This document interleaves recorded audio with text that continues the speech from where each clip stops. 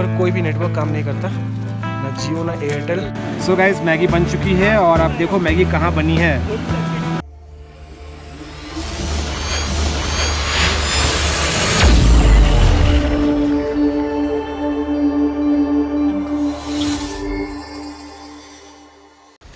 So guys good morning from Chitkul. तो ये है इंडिया का लास्ट विलेज। इसके बाद 29 किलोमीटर के बाद आपको आएगा तिब्बत, चाइना ऑक्युपाइड तिब्बत। तो हम उतनी दूर तो जा नहीं सकते, हम जा सकते हैं यहाँ से मात्र और 3 किलोमीटर आगे, जहाँ तक सिविलियंस अलाउड है। तो ये है इंडिया का लास्ट विलेज और मेरे सामने ही है इंडिया का लास्ट ढाबा, हिंदुस्तान ढाबा। और भाई साहब मेरे सामने वो नज़ारा आ रहा है ना, क्या ही बोलूँ, अमेजिंग नज़ारा, अमेजिंग। आपको दिखाता हूँ 1 मिनट। ये देखो भाई, ये है चिटकुल के पहाड़। अमेजिंग है ना, टेक्सचर ग्रीन, और बादल देखो यार, और आसमान देखो आज का। ओह यहाँ तो क्या शेड आ रहा है, देखो शैडो, धूप एक साथ सब। सो गाइस अब हम निकल चुके हैं चिटकुल विलेज घूमने के लिए, तो आपको भी घुमाएंगे और यहाँ के ड्रोन शॉट भी दिखाएंगे। तो अभी हम फ़िलहाल जा रहे हैं, कहाँ जा रहे हैं? अभी हम फ़िलहाल जा रहे हैं रिवर साइड। थोड़ा कैंपिंग करेंगे, बैठेंगे, मज़ा आएगा। और यहाँ पर इन्फॉर्मेशन है कि यहाँ पर कोई भी नेटवर्क काम नहीं करता, ना जियो ना एयरटेल, यहाँ पर सिर्फ काम करता है BSNL। और यहाँ पर एक जियो का टावर लग चुका है जो कुछ ही दिनों में स्टार्ट हो जाएगा। तो होप सो कि कुछ दिनों में जियो स्टार्ट हो जाएगा, दिक्कत नहीं होगी। यहाँ कोई भी नेटवर्क नहीं है, सिर्फ BSNL काम कर रहा है। अभी को एक बकरी का बच्चा मिल गया है खेलने के लिए। आने को हो रहा बाहर, वो उसको उठा लो अभी गोद में। अरे उसके पैर में रस्सी बंधा है। रहने तो मत करो यार, बांध रखा उसके पैर में, छोटे से उसके पैर में रस्सी बांध रखा है ना, इसलिए वो आ नहीं पा रहा बेचारा। अब यहाँ के लोगों ने बांध रखा है तो क्या कर सकते हैं, इधर उधर न चले जाए इसलिए। फंस रहा है ना, फंस रहा है, उसका फंस रहा है पैर। भाभी ने इसका गोद उठा लिया है और क्या क्यूट सा है ना बकरी बच्चे। देखो बड़े बड़े कान है इसके, कान दो कितने बड़े कान है, देखो इसके कान दो कितने बड़े कान है। हेलो। सो दोस्तों हम आ चुके हैं रिवर साइड पे। ये जो रिवर है इसका नाम है बसपा, ये बसपा रिवर है। और यहाँ से सीधा अगर उधर जाएंगे ना आप, सीधा उधर 29 किलोमीटर के आगे आपको तिब्बत है, चाइना ऑक्युपाइड तिब्बत।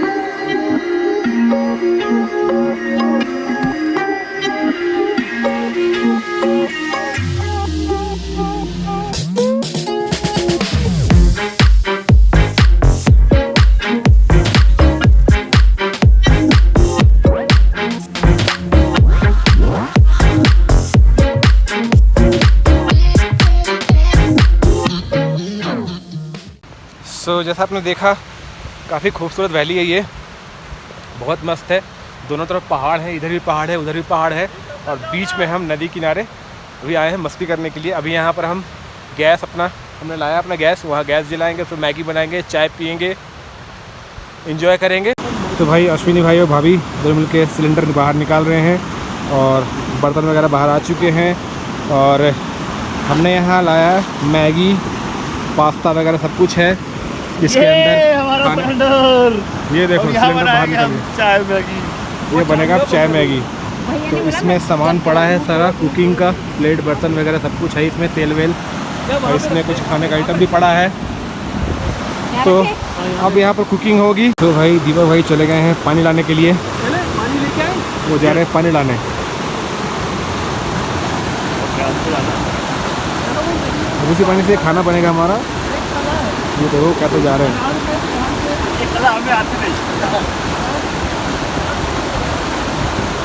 वाशवी नहीं शूट करता हुआ। सो गाइस मैगी लग चुका है, मैगी परोसा जा चुका है, भाभी ने सब परोस दिया है मैगी। अब हम लोग पेट भर के मैगी खाएंगे, फिर यहाँ से आगे निकलेंगे। सो गाइस मैगी बन चुकी है और आप देखो मैगी कहाँ बनी है, बिल्कुल नदी के किनारे। तो भाई एक अलग एक्सपीरियंस है यहाँ बैठ के मैगी खाने का। तो पूरे बने थे, कितने प्लेट बने? 7 प्लेट ना? 7 प्लेट बनाई थी। पूरे बने 7 प्लेट। एक इसके पास चला गया, ये खा रहा है, और एक हमारे जो ड्राइवर भैया हैं गोलू भैया, उनके पास चला गया है। सो गाइस, मैगी हमारा बन चुका है और मेरे हाथ मैगी आ चुका है। और नदी किनारे पहाड़ों के बीच में बैठ के ऐसे गर्मा गर्म मैगी खाने का मज़ा अलग होता है यार। तो मैंने ये एक्सपीरियंस कभी किया नहीं था, तो ये सपना आज पूरा हो गया। तो चलिए फटाफट से मैगी खाते हैं और फिर यहाँ से हमें पैकिंग करके निकलना भी है, क्योंकि आज भी हमें बहुत लंबा डिस्टेंस तय करना है। तो हम कहाँ जाएंगे आपको बताएंगे बाइक पे। फ़िलहाल मैगी ख़त्म कर लेते हैं, फिर आपको आगे मिलते हैं।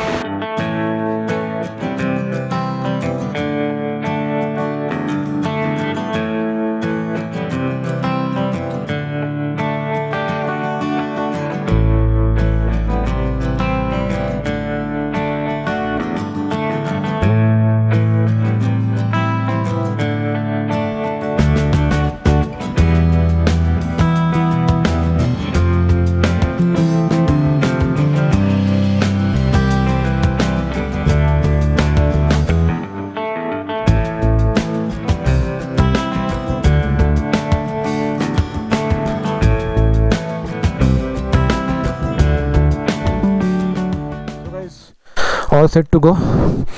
तो ये हमारा कमरा था, सारा सामान मैंने भिजवा दिया।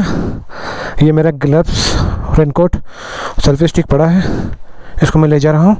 और ये एक बैग है, वो आ रहा है ले जा रहे हैं। तो रूम अच्छा था, यहाँ पर ये बैल्कनी था और सामने से ऐसा व्यू था, अच्छा स्टे था। तो इस कमरे का जो किराया है वो 1000 रुपये था, और जो आप खाओगे उसका वैसा। सो यार ऑल सेट, हम बाइक पर बैठ चुके हैं। तो यही वो होटल था, होटल सनी स्नो व्यू, जहाँ हम रुके थे। तो चलिए सारे निकल चुके हैं, अब मैं भी चलता हूँ चिटकुल से आगे। अब आगे क्या वापस, आगे तो रास्ता नहीं जाने का, हम चल रहे हैं वापस। तो आज हमारी जो जर्नी है वो यहाँ से है कल्पा के लिए। तो कल्पा यहाँ से लगभग 70 किलोमीटर है। तो हमें लगने हैं टाइम 5-6 घंटे, 7 घंटे लगेंगे ही, क्योंकि हमारे फ़ोटो ब्रेक्स, वीडियो ब्रेक्स बहुत सारे होते हैं। सो दोस्तों, अब हम निकल चले हैं कल्पा के लिए चिटकुल से।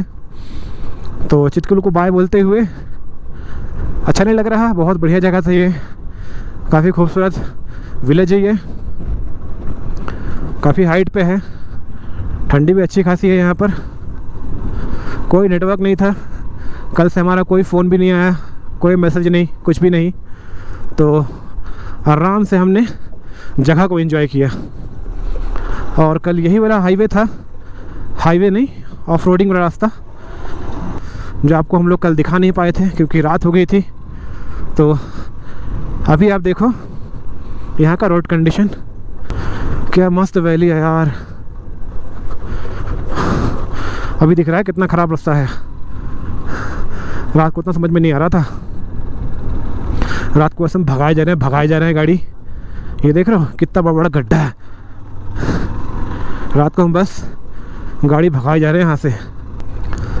यहाँ लोकल्स ने बताया अगले महीने से स्नोफॉल स्टार्ट हो जाएगा, और जब स्नोफॉल होती है यहाँ पर ना 12-12, 15-15 फीट स्नोफॉल होती है, उस समय तो टूरिस्ट यहाँ बहुत कम, ना के बराबर ही होते हैं। यहाँ का मेन सीज़न है जुलाई, अगस्त, जून। उस समय यहाँ कमरे नहीं मिलते हैं जल्दी, आपको पहले बुकिंग करके आना होगा यहाँ पर, और काफ़ी कॉस्टली मिलता है उस समय कमरा। जिस कमरे में हम लोग थे वो 1000 रुपये का पड़ा हमें अभी, और वही कमरा अगर आप सीज़न में आओगे, पीक सीज़न में, आपको पड़ेगा 3-3 हज़ार रुपये का। तो इस मौसम में आओ, सितंबर में, कमरे भी सस्ते मिलते हैं, वेदर भी अच्छा है, बारिश भी नहीं है, आप बढ़िया से एंजॉय कर पाओगे, और ठंडी भी उतनी नहीं है। तो भाई मेरे हिसाब से तो सितंबर बढ़िया टाइम है यहाँ आने का। पूरी ग्रीनरी भी दिखती है और ब्लू स्काई भी दिखता है, हमें सब कुछ दिखता है यार। तो सामने से आर्मी की गाड़ी आ रही है, जगह नहीं, मुझे रुकना पड़ेगा यहाँ पर। जय हिंद सर। यार इन्हीं की बदौलत ना हम इतना आराम से अपनी मनमर्जी का काम कर सकते हैं, खुलेआम घूम रहे हैं जहाँ मर्जी जा सकते हैं इन्हीं की बदौलत। अगर ये ना होते ना तो भाई हमारा क्या हाल होता ना, समझ सकते हो। तो big salute to our Indian army, hats off to them भाई साहब। तो यही देखो, इसी आपसे बात कर रहा था मैं। ये रक्षम विलेज से 5 किलोमीटर पहले है। ये जो माउंटेन रेंज है ये किन्नर कैलाश पर्वत है। इसके उस साइड में है कल्पा। तो अभी हम जहाँ जा रहे हैं उस होटल से हमें जो व्यू दिखेगा हम उसके भी बैक साइड पे हैं। ये किन्नर कैलाश का बैक साइड है और ये व्यू कल्पा से दिखता है। तो आपको मैं दिखाऊंगा वहाँ भी। आपको मैंने ये स्पॉट से आपको कल भी दिखाया था, कल वाले ब्लॉग में देखा होगा आपने, इसके पिछले वाले ब्लॉग में।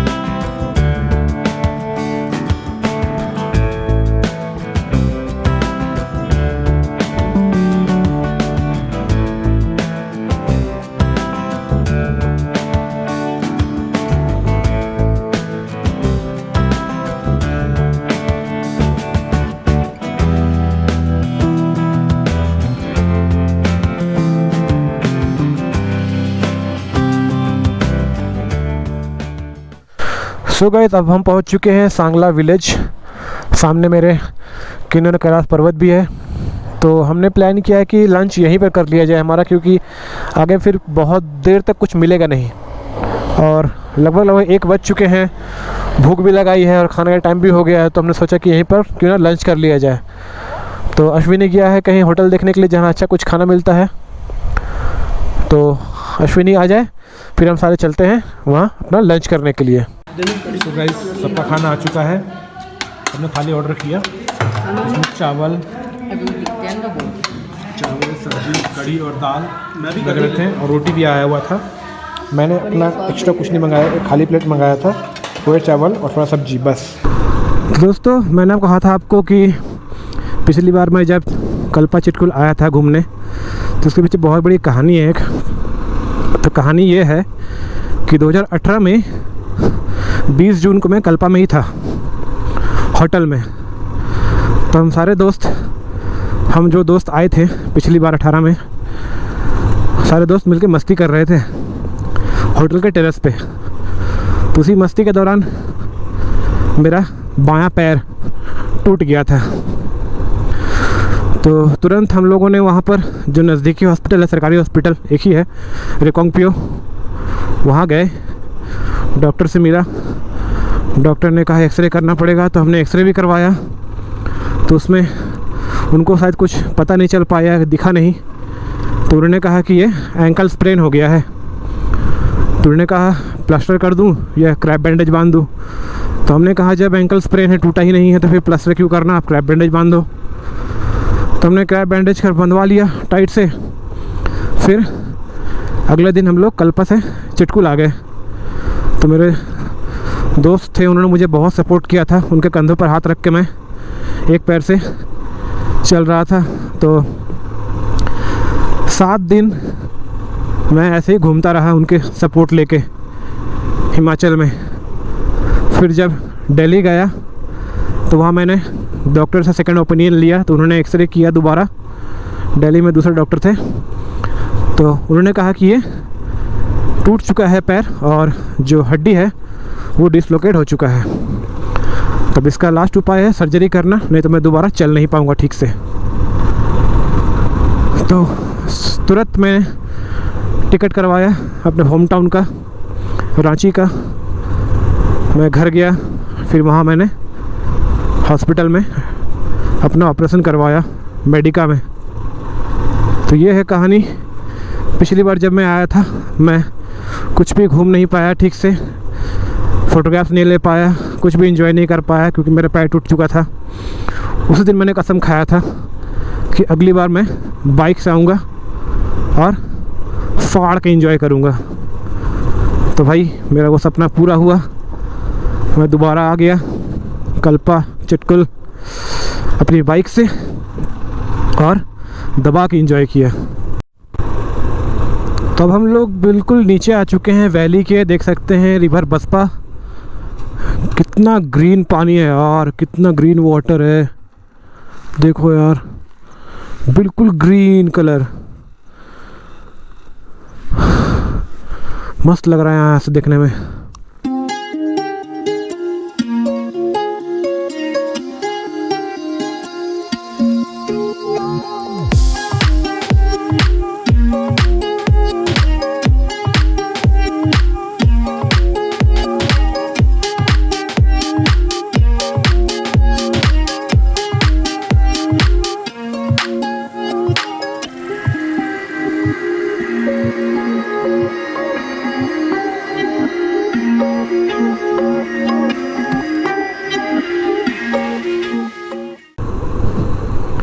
रिकोंगपियो, पंगी और कल्पा इस साइड है, पू नाको ताबो राइट साइड में। तो हमें जाना है लेफ्ट साइड, इधर ऊपर की तरफ। तो ये जाएगा कल्पा की तरफ। तो दोस्तों देखो कितना नेचर का ख्याल रखते हैं लोग। सड़क बनाया, बीच में पेड़ उसको काटा नहीं, लेकिन उसको जैसे सड़क बनाई थी उसको गोल घेर दिया, मार्किंग कर दी कि बीच में पेड़ है। यार देखो कितना ख्याल रखते हैं लोग यहाँ नेचर का। और हम शहरों में पेड़ ऐसे धड़ल्ले से काटे जा रहे हैं जैसे लग रहा है कि इनकी कोई कीमत ही नहीं है। सो गाइस मैं पहुँच चुका हूँ रिकोंगपियो और यहाँ से एक लेफ्ट टर्न आता है जो ले जाएगा मुझे कल्पा तक। तो दीपक भाई अभी सामने रुके हुए हैं, वो रहे। यहाँ से हमें लेफ़्ट लेना है, ये रूट जाएगा कल्पा के लिए। तो मुझे यहाँ से लेफ़्ट लेना है।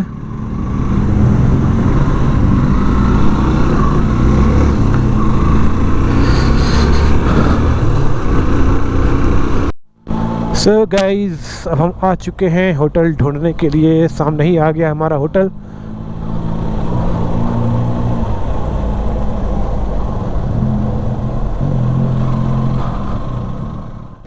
हाँ तो दोस्तों अब आ गया है डिनर का टाइम, हम सब बैठ के डिनर करने के लिए। तो डिनर में आज आया है, आपको दिखाता हूँ क्या क्या है। रोटी है, आलू का भुजिया है, आलू दम है, मिक्स वेज की सब्जी है, पराठे और चिकन तड़का भी है। तो सब खाने बैठ चुके हैं। तो चलिए फटाफट से अपना डिनर किया जाए, उसके बाद रेस्ट करेंगे हम। तो दोस्तों हमारा डिनर कंप्लीट हो चुका है और हम आ गए हैं अपने बेड में रज़ाई के अंदर, क्योंकि यहाँ ठंड बहुत है। कल्पा है, सामने ही किन्नर कैलाश पर्वत भी है और बाहर दबा के बारिश भी हो रही है। तो कल अब हमें कहीं नहीं जाना, कल हमारा यहीं स्टे है। कल हम दिन में यहीं स्टे करने वाले हैं, रात में भी यहीं रुक जाएंगे, कहीं जाएंगे नहीं। तो आज हम थके हैं पर उतना नहीं थके हैं क्योंकि आज रोड कंडीशन काफ़ी बढ़िया मिला था हमें। और मिलते हैं कल आपसे एक नए ब्लॉग में, तब तक के लिए अपना ख्याल रखिए। Good night.